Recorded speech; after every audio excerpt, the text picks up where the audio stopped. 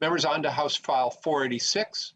Our intention is to take action on this bill by 10:55 a.m. this morning. Representative Feist, would you like to make a motion to move House File 486 before the committee with the recommendation we refer to the Health, Finance, and Policy Committee? Yes, thank you, Mr. Chair. Yes, I would move that House File 486 be before this committee and move to the Health, Finance, and Policy Committee. Very good, thank you. Representative Feist, I understand you have an author's amendment. Would you like to move the A1 before the committee to get the bill into the shape you'd like? Yes, Mr. Chair, I move the A1 amendment. Thank you very much. Would you like to briefly describe the A1 author's amendment, please?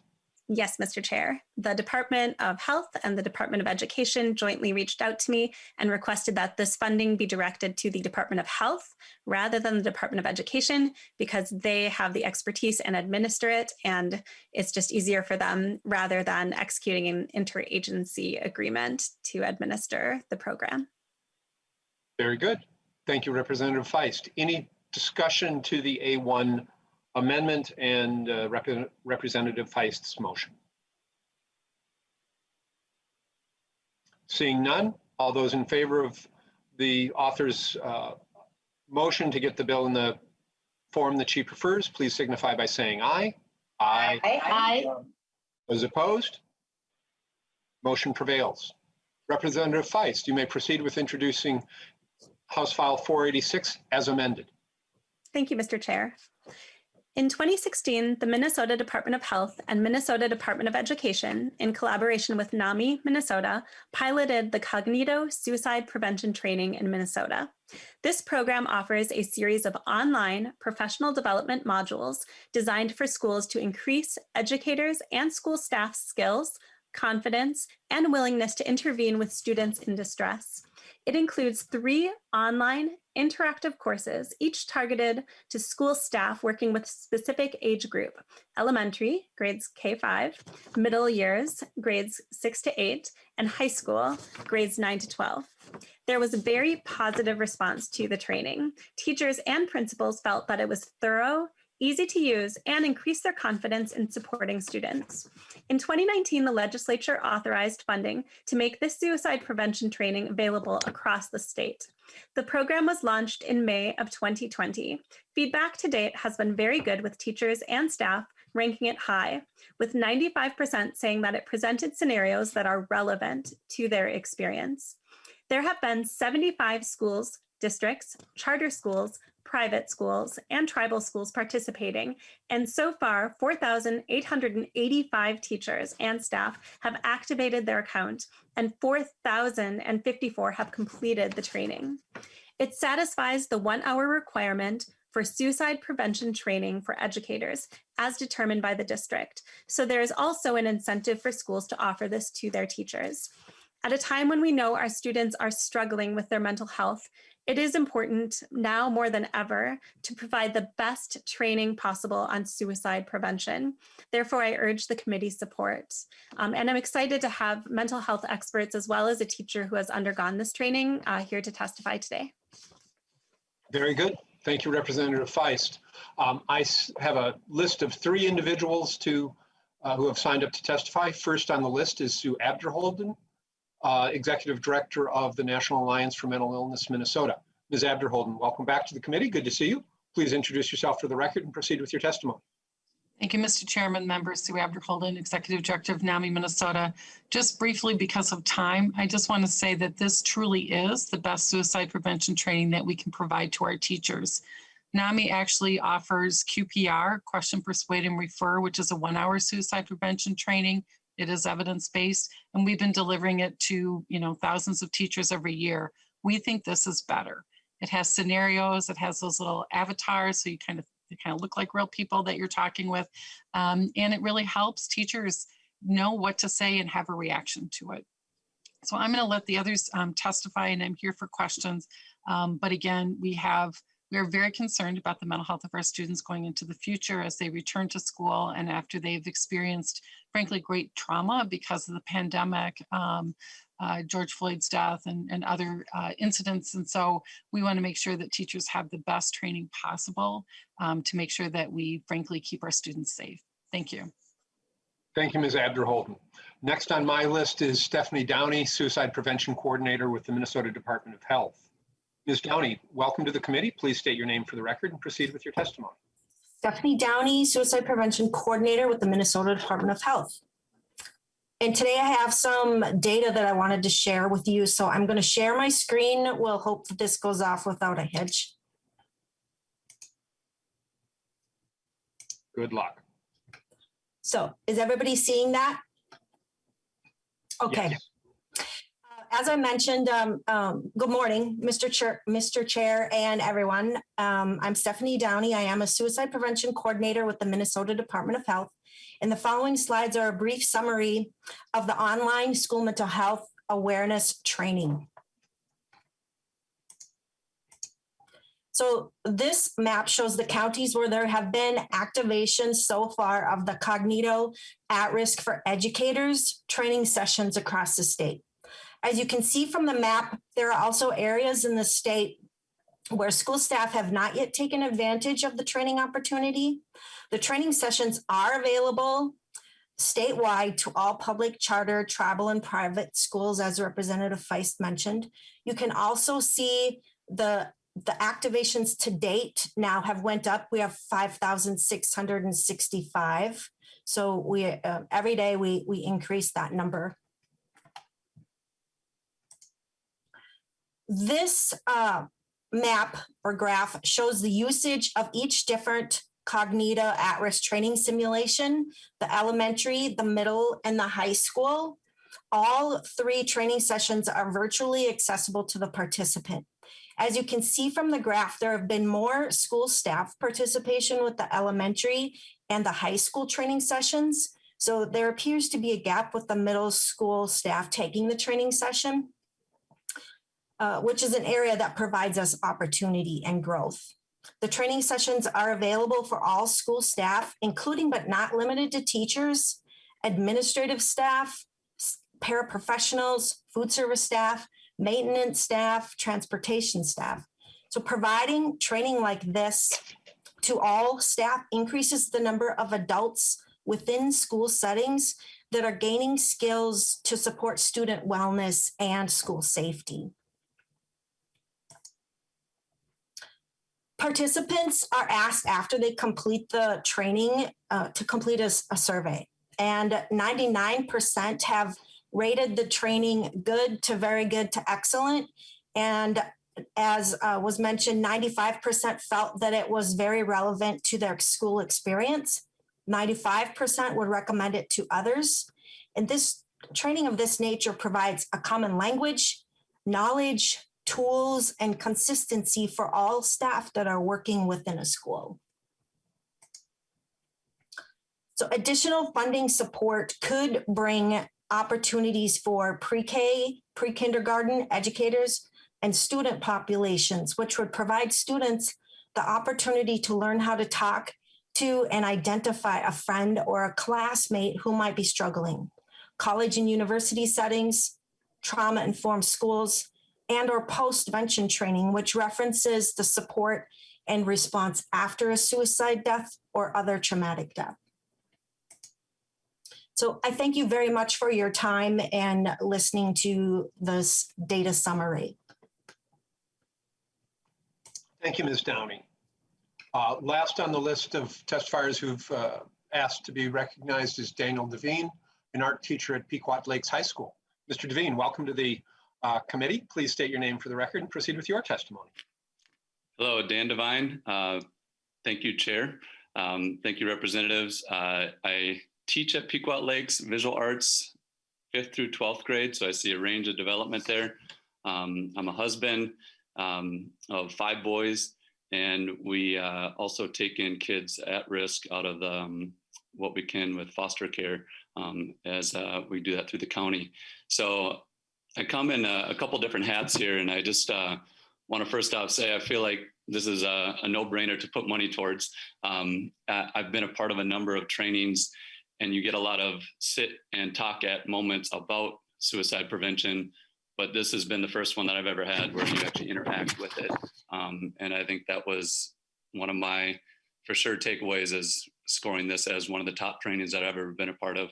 I feel it's very important that we empower teachers to know how to prevent suicide and just mainly come up again with that language or be bold enough to address it when you see it. So other things that I found myself within the interactive scenarios, knowing that I was in a safe environment, I could try things.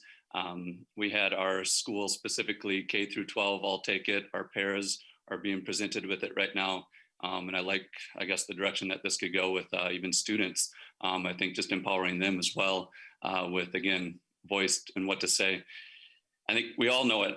Our students are struggling. I see it on a day-to-day basis. And everybody's very fragile right now. And it could be the simplest thing of a redirect of, and it's simple, right? Like maybe just don't sit there, or maybe you two students need to separate.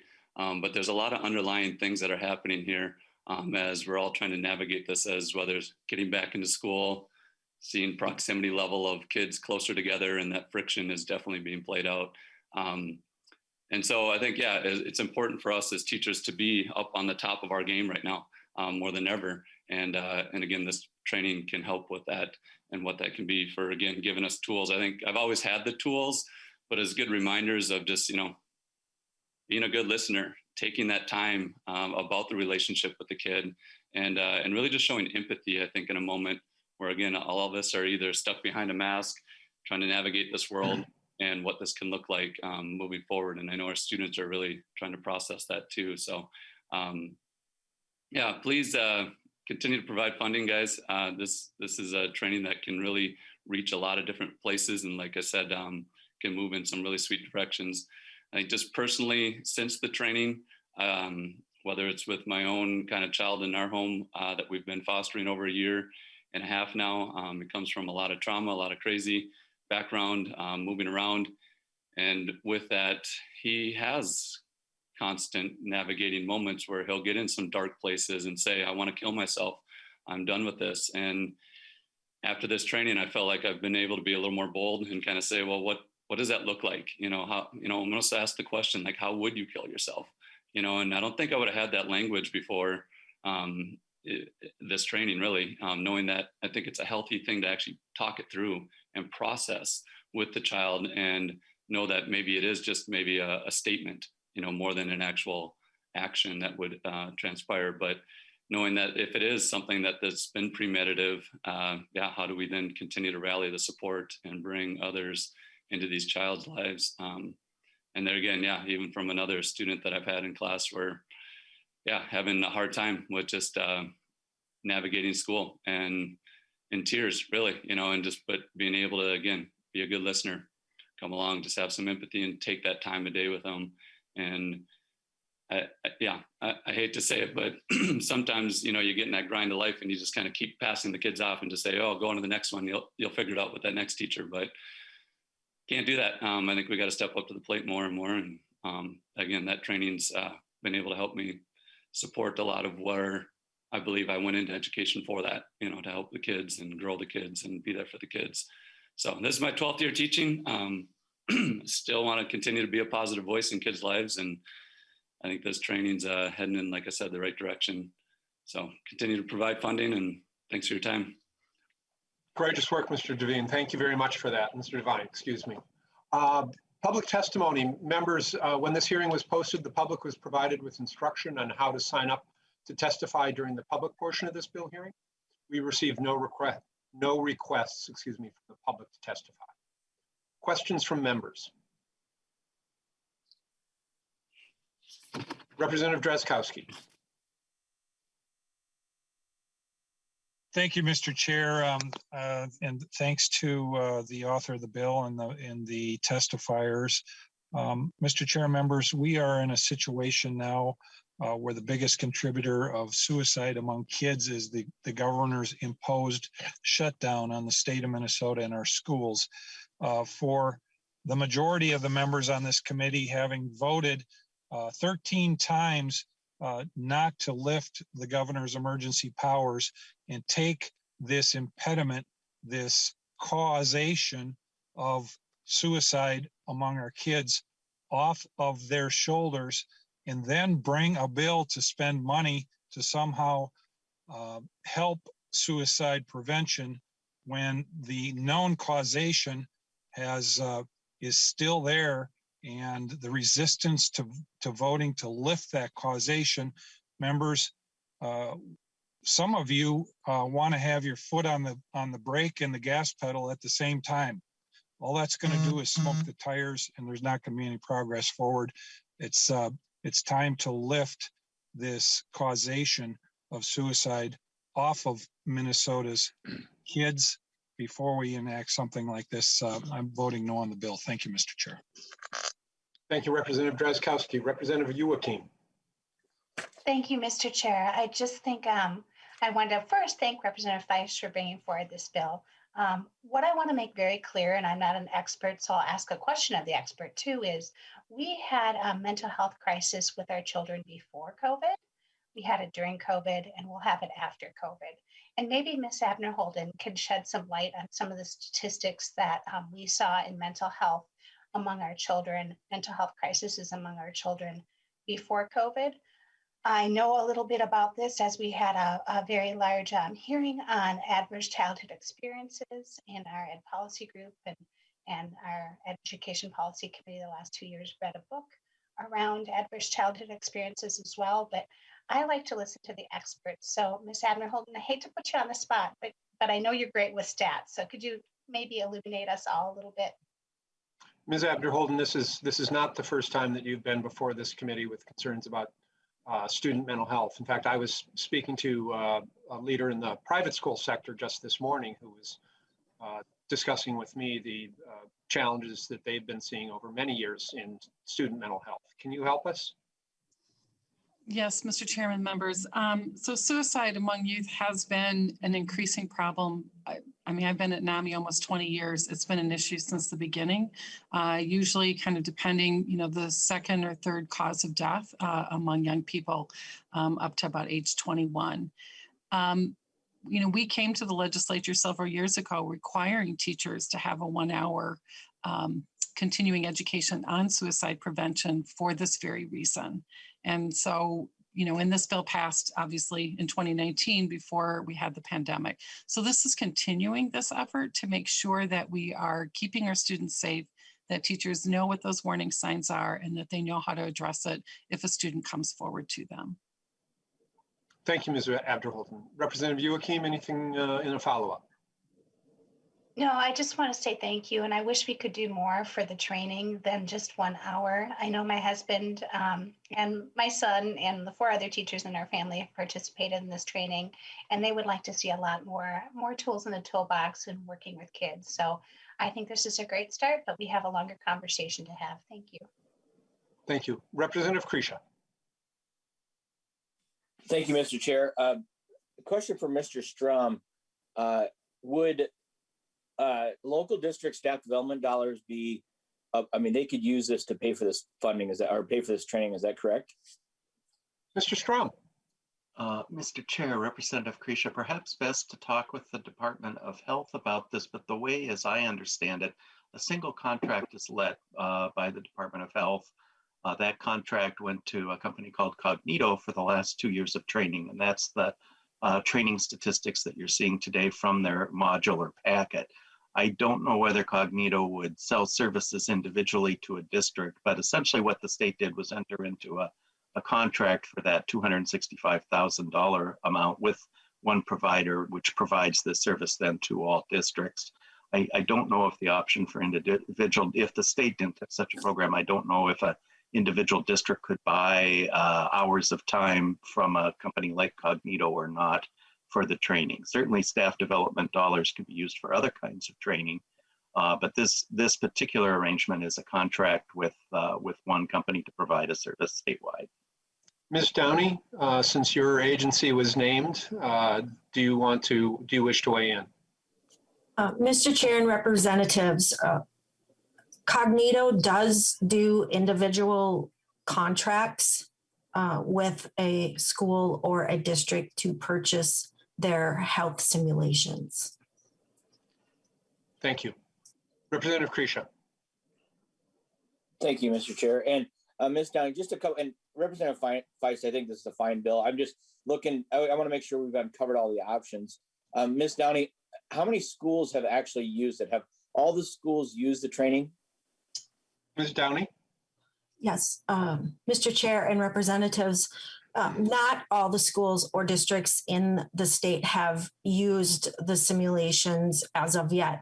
There are 75 schools and districts, and that's a combination of districts, private, and charter and tribal. So really, there are some districts doing a rollout to their schools. So actually, this number 75 is probably an underestimate of the number of total schools that are participating. So we continue to work to spread the word to encourage all districts to be able to add it to their professional development opportunities for staff. Representative Krisha? Thank you, Mr. Chair. So if I look back at some previous history, I think the previous contract was $273,000. So this one's gone down a little bit for 2 years.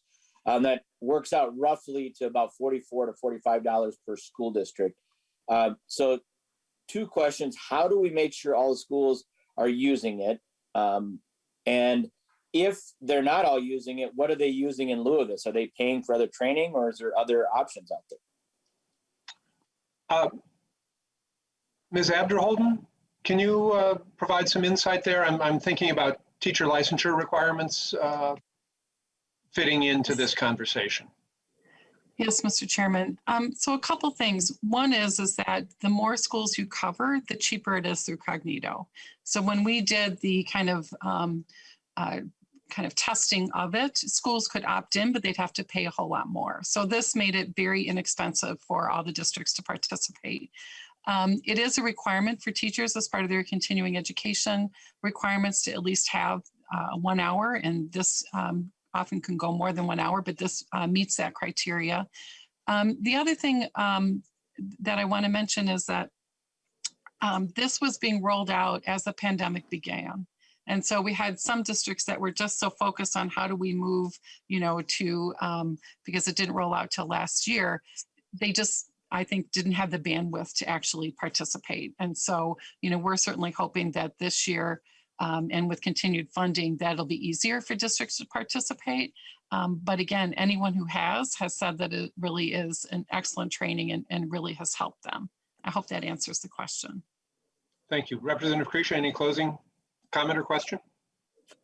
Yeah, just my closing. Yep, and thank you, Mr. Chair, and I want to be respectful of your time. So Representative Feist, again, I think this is fine.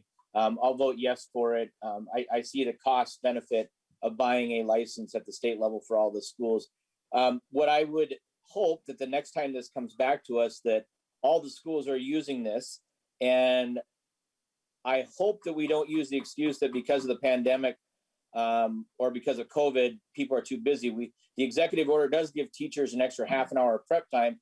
And I would think that if the mental health is as serious as we're talking about, this should be a priority. So with that, thank you for the testimony, and thank you, Representative Feist, for bringing the bill forward. I'll vote yes.